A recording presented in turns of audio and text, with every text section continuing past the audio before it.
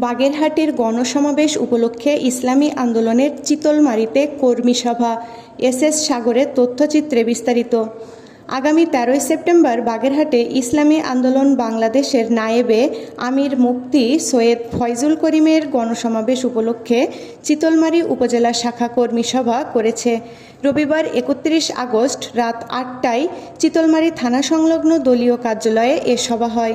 সভায় প্রধান অতিথি হিসেবে উপস্থিত ছিলেন ইসলামী আন্দোলন বাংলাদেশ বাগেরহাট জেলা শাখার সভাপতি হাফেজ মাওলানা মাহফুজুর রহমান।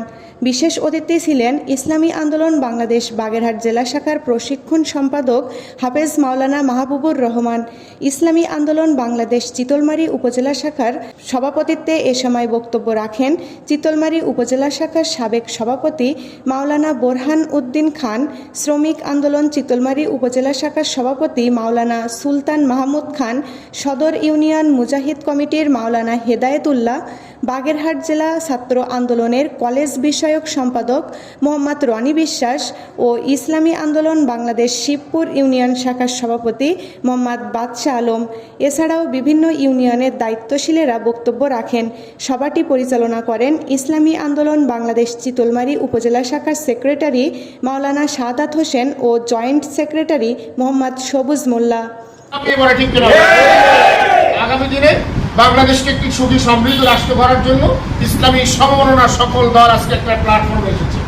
এই মুহূর্তে আমাদের কাজ হলো সমালোচনা বন্ধ করতে হবে। ফেসবুকটা হলো বর্তমানে আমাদের জন্য একটা দাওয়াতের মাধ্যম হিসেবে ধরতে হবে। এখানে ইসলামপন্থী কোন সংগঠনের বিরুদ্ধে কোনো লেখালেখি করা যাবে না। আমাদের সবাই ভাই।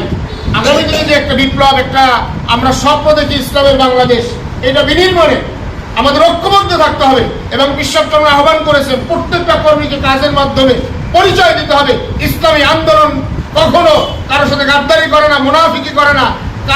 তারা সবসময় চেষ্টা করে দেশ, মানবতা, ইসলামকে সমৃদ্ধ করার কথা ঠিক কিনা ভাই?